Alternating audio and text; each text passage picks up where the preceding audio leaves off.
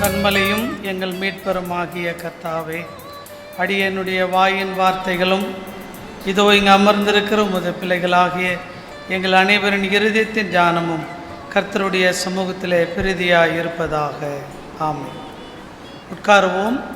கிறிஸ்துவுக்குள் அன்பான திருச்சபை குடும்பத்தாரே, உங்கள் அனைவரையும் இந்த தவக்காலத்தின் 6ஆம் வெள்ளி தியானத்திற்கு அன்போடு கூட வாழ்த்தி வரவேற்பதிலே மகிழ்ச்சி அடைகின்றேன்.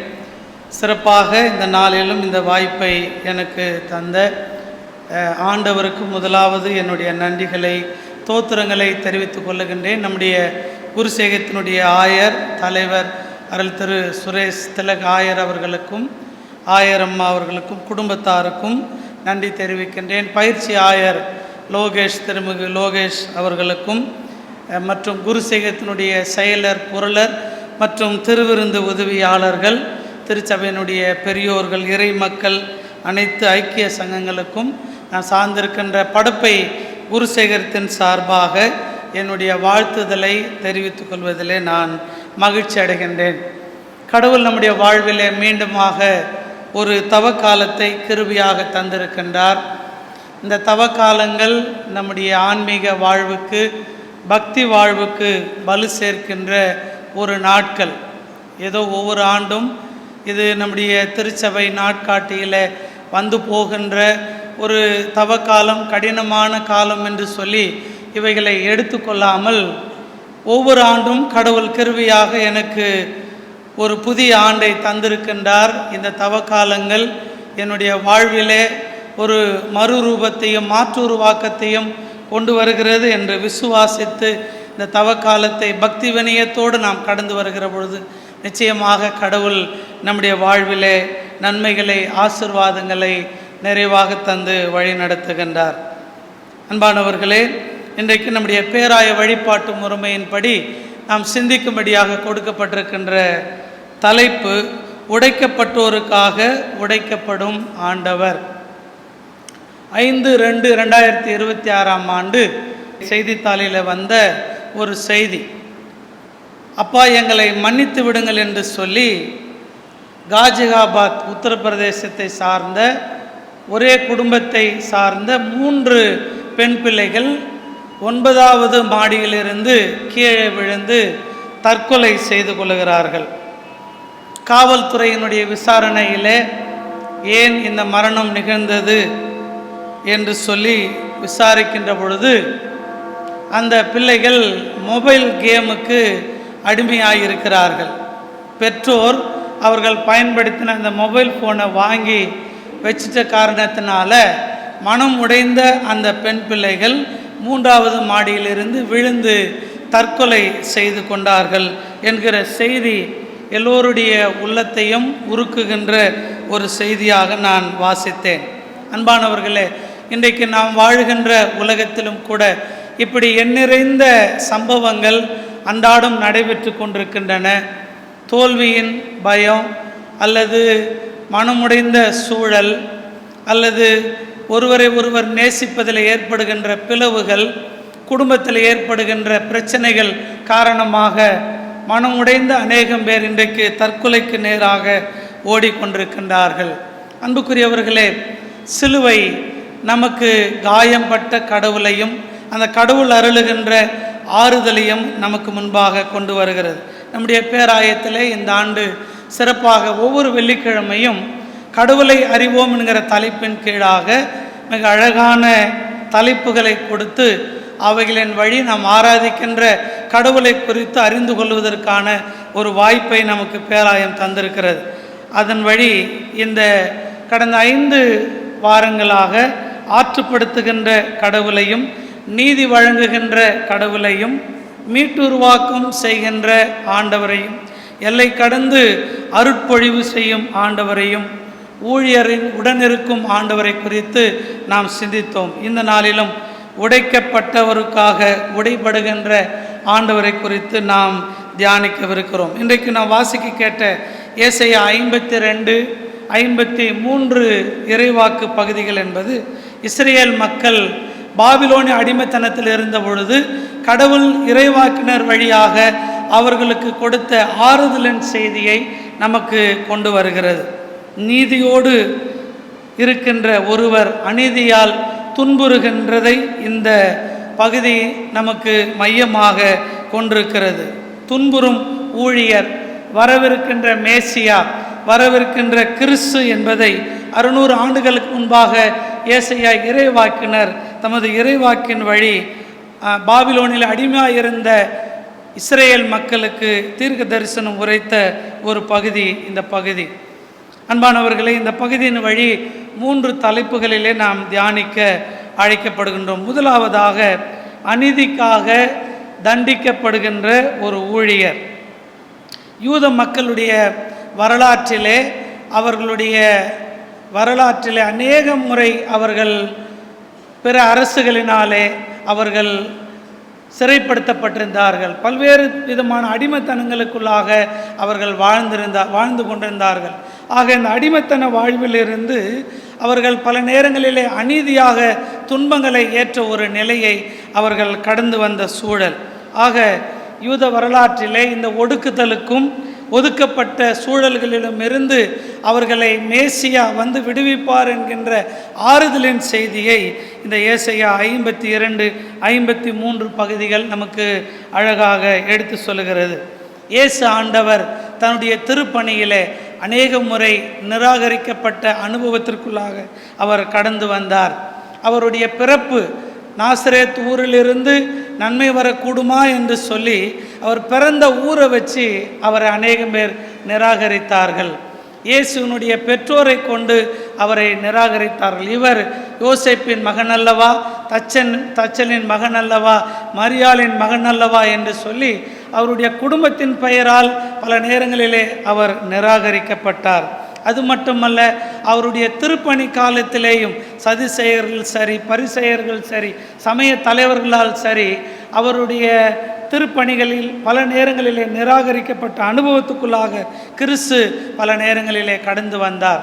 அந்த நிராகரிக்கப்பட்ட கிறிஸ்து துன்புறும் ஊழியராக இங்கே அநீதியாக தண்டிக்கப்படுகின்ற அனுபவத்தை ஏசாயா 53ஆம் அத்தியாயம் 2-3 திருமொழிகள் இங்கே நமக்கு அழகாக எடுத்து சொல்லுகின்றது.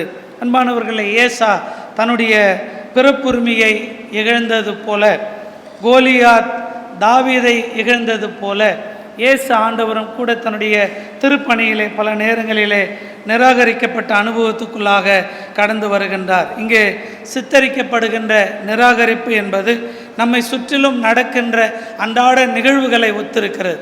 நாமும் கூட நம்முடைய வாழ்வில், நம்முடைய பணியிடங்களிலே, குடும்பத்தில் அல்லது உறவுகளாலே நிராகரிக்கப்படுகின்ற சூழலுக்குள்ளாய் பல நேரம் நாம் கடந்து வருகின்றோம்.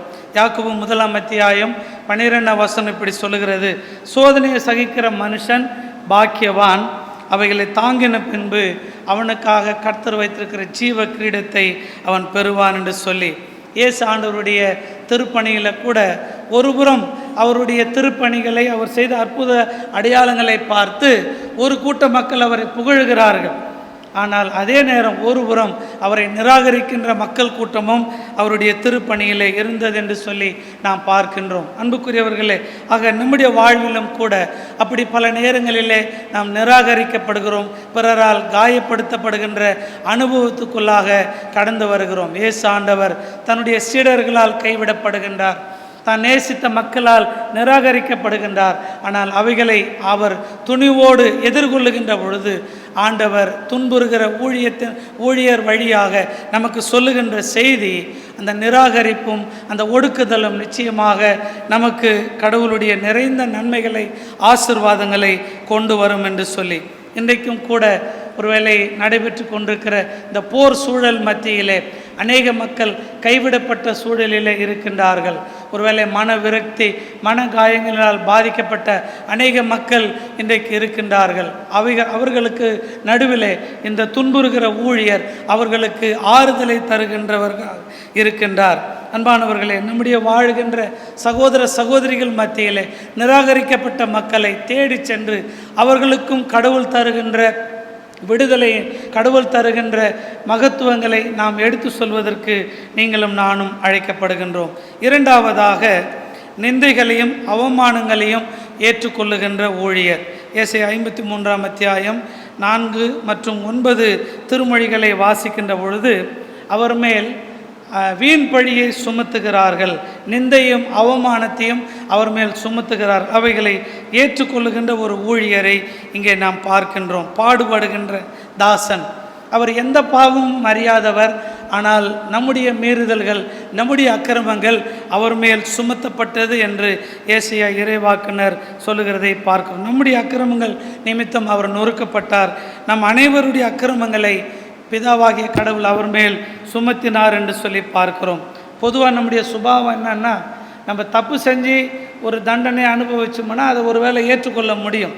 ஆனால் நன்மை செய்து நாம் தீங்கு அனுபவிக்கின்ற பொழுது அதை நம்மால் யாராலுமே ஏற்றுக்கொள்ள முடியாது. ஆண்டவரிடத்தில் ஒரு முறை ஆண்டவர் குணப்படுத்துகின்ற நிகழ்வில் சொல்கிறாங்க, இதை இவன் செய்த பாவமா, இவன் பெற்றோர் செய்த பாவமா என்று சொல்லுகிற பொழுது கடவுளுடைய மகிமை விளங்கும் பண்ணும்படியாக இவன் இப்படி பிறந்திருக்கிறான் என்று சொல்லி ஆண்டவர் அவர்களுக்கு மறு உத்தரவு சொல்லுகிறதை பார்க்கிறோம். 1 பேதுரு 2ஆம் அத்தியாயம் 19, 21 திருமொழிகளை வாசிக்கிற பொழுது, நன்மை செய்து பாடு அனுபவிக்கின்ற பொழுது அவைகளை பொறுமையோடு சகிக்க நீங்களும் நானும் அழைக்கப்படுகிறோம். இயேசு ஆண்டவர் குற்றமற்றவர் என்று நற்செய்தி நூல்களில் 4 இடங்களிலே அவரை குறித்து சொல்லப்பட்டிருக்கிறது. ஆண்டவரே சொன்னார், உங்களில் எவர் ஒருவர் என்னை குறித்து குற்றம் சாட்ட முடியும்? அன்பானவர்களே, நம்முடைய அனுதின வாழ்விலும் கூட சில நேரங்களில் நாம் செய்யாத குற்றங்களுக்கு வீண் பழி சுமத்தப்படுகின்றோம். கடினமாக அந்த துன்பங்களை ஏற்றுக்கொள்ளுகிற நிலைக்கு நாம் உள்ளாகின்றோம்.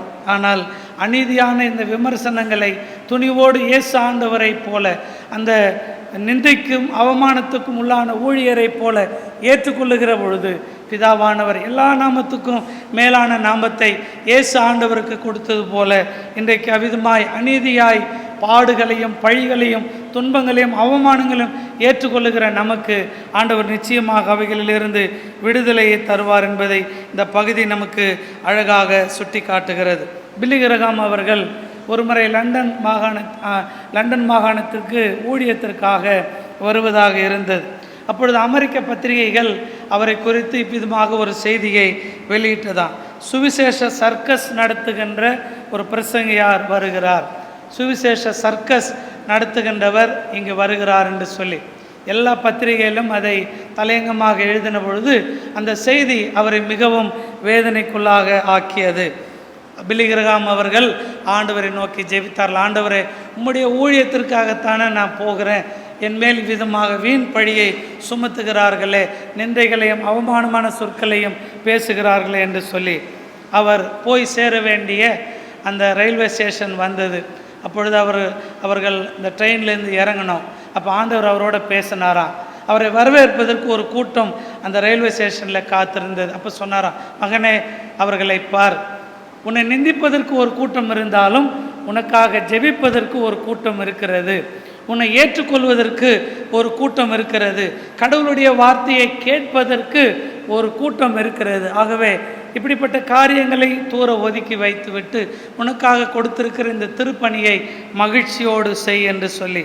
ஆம் அன்பானவர்களே, நம்முடைய வாழ்விலும் கூட நாம் பல நேரங்களிலே இப்படி வீண் பழிகளுக்கும் நிந்தையான அவமானங்களுக்கும் கடந்து வருகிற சூழல்கள் உண்டு.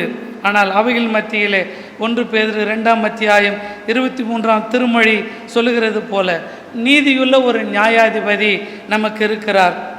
அவரிடத்தில் நம்முடைய துன்பங்களை துயரங்களை நாம் ஒப்படைக்கின்ற பொழுது நிச்சயமாக அவைகளிலிருந்து மீண்டு வருவதற்கு ஆண்டவர் நம்மை வழிநடத்த போதுமானவராக இருக்கின்றார்.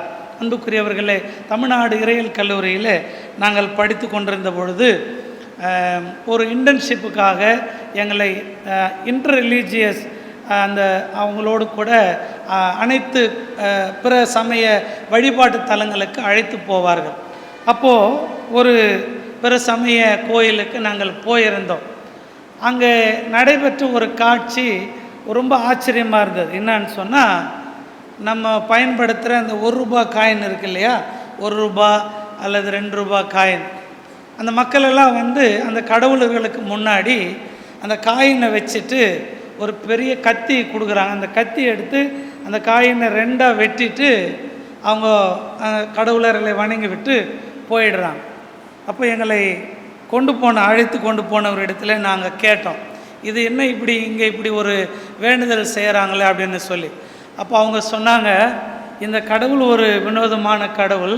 என்னன்னா, தங்களை விட பலசாலிகள் அல்லது செல்வந்தர்கள், அரசியல் பிரமுகர்கள் அவங்களுக்கு எதிராக அநீதி இழைக்கிற பொழுது, தீங்கு இழைக்கிற பொழுது இந்த ஏழை மக்கள், பாமர மக்களால் அவங்கள எதுவும் செய்ய முடியாது, அவங்கள போராடி ஜெயிக்க முடியாது.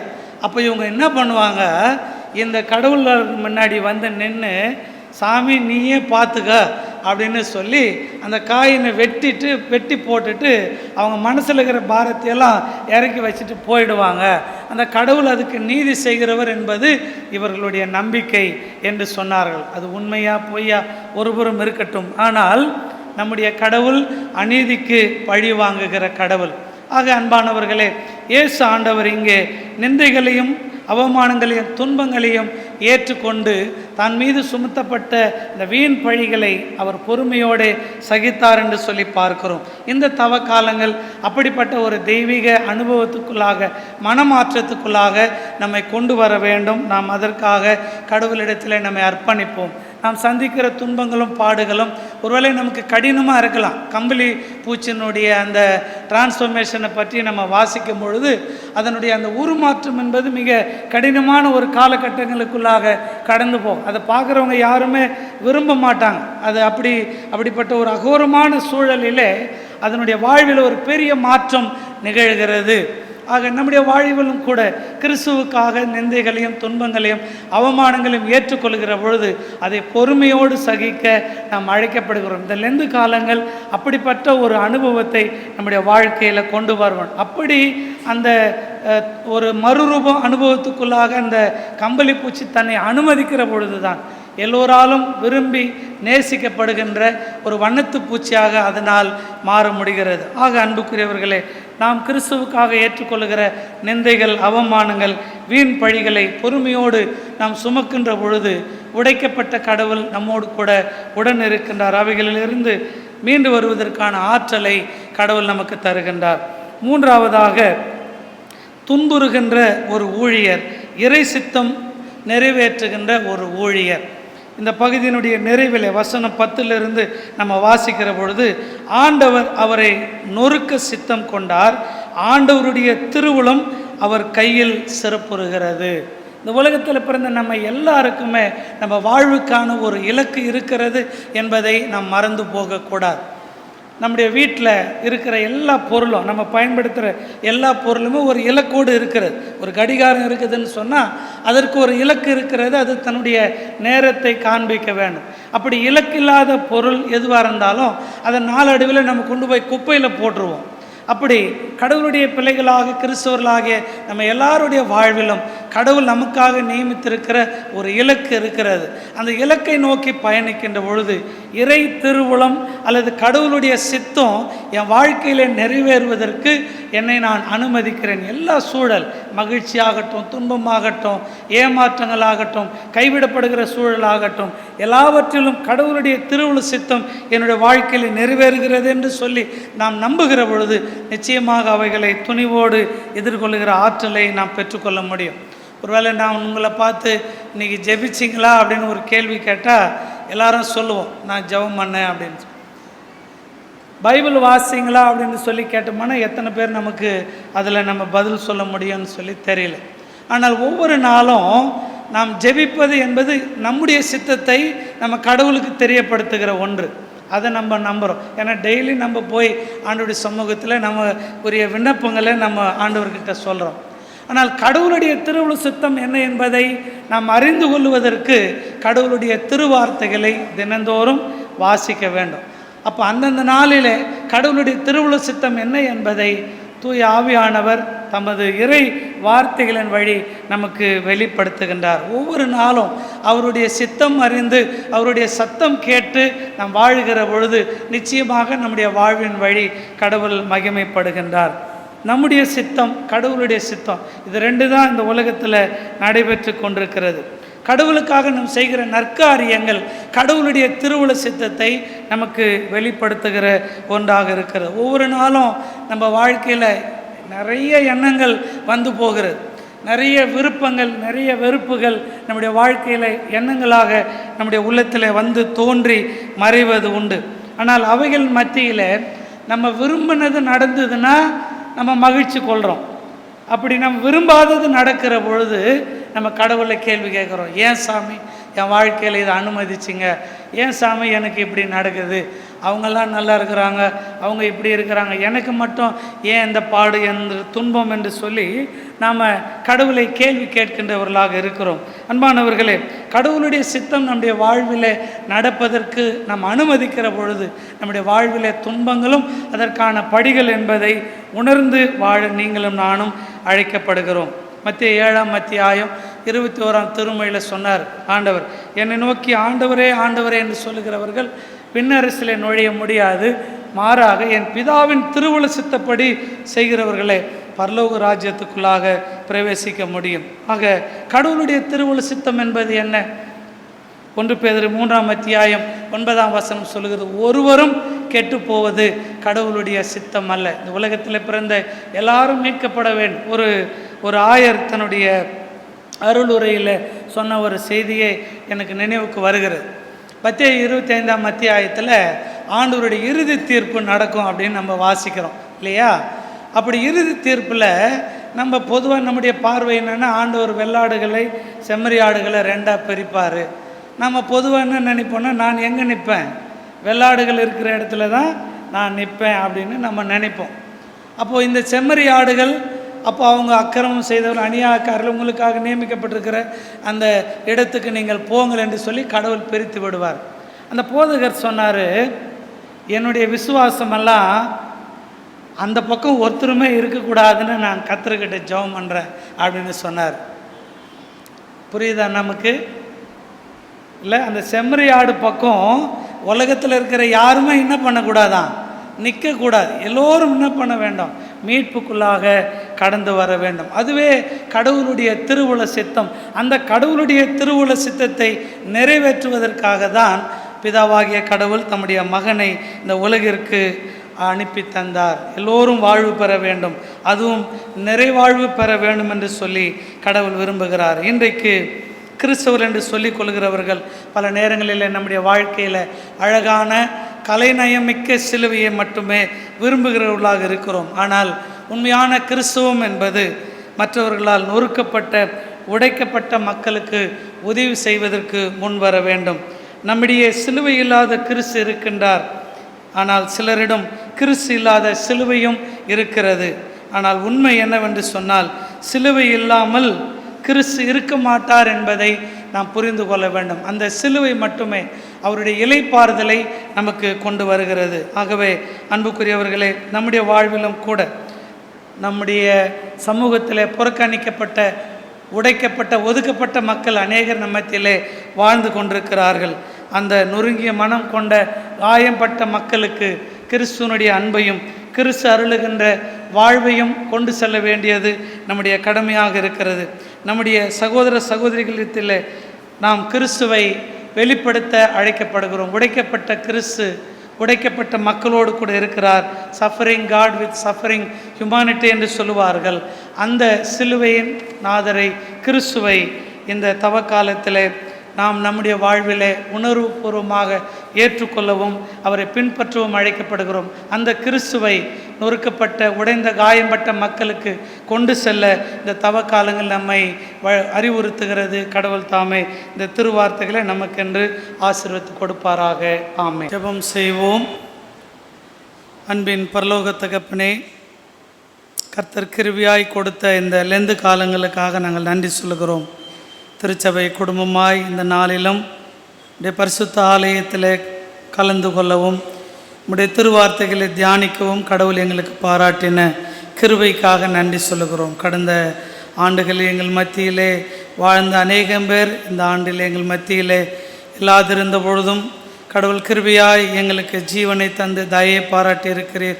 இந்த லெந்து காலத்தில் நாங்கள் கடந்து வரவும் ஆண்டவரே, இந்த லெந்து காலத்திலே திருச்சபை எங்கள் பக்தி வாழ்வுக்காக தந்திருக்கின்ற இந்த தவ காலத்தின் தியானங்களை குறிப்பாக ஒவ்வொரு வெள்ளிக்கிழமையும் உடைய ஆலயத்தில் வந்து கடவுளை அறிவோம் என்கிற தலைப்பின் வழியாக ஆண்டவரே உம்முடைய மகத்துவங்களை நாங்கள் சிந்திக்கும்படியாய் கடவுள் பாராட்டின கிருபைக்காக ஸ்தோத்திரம். இந்த நாளிலும் உடைக்கப்படுவோருக்காக உடைக்கப்படுகின்ற கடவுள் என்கிற சிந்தனையை நாங்கள் பெற்றுக்கொண்டோம்.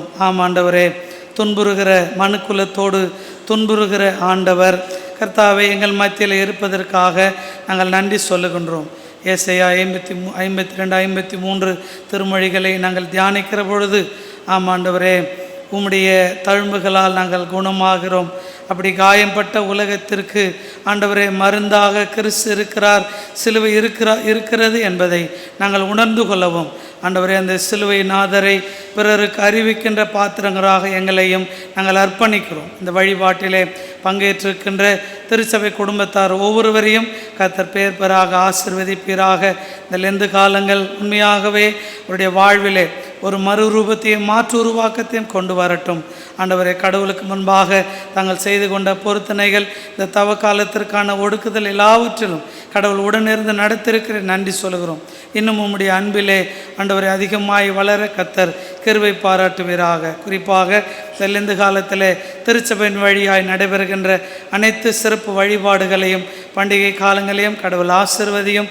திரளான மக்கள் இதில் பங்கேற்று கிறிஸ்துவின் பாடு மரண உயிர்த்தெழுதலின் மகத்துவங்களை அறிந்து கொள்ள அருள் தாரும். இந்த நாளின் வழிபாட்டிலே கண்ணீரோடும் பாரத்தோடும் தேவைகளோடும் வந்திருக்கிற மக்கள் உண்டென்று சொன்னால் ஆண்டவர் தருகின்ற ஆறுதலையே, விடுதலையே, சமாதானத்தை ஒவ்வொருவரும் நிறைவாக பெற்றுக்கொள்ள உடைய கரத்தில் அர்ப்பணிக்கிறோம். யாவையும் எங்களுக்காய் மரித்து உயிர்த்தெழுந்து மீண்டும் வரப்போகிறோம் இயேசு கிறிஸ்துவின் திருப்பெயரில் வேண்டுகிறோம் பிதாவே, ஆமேன்.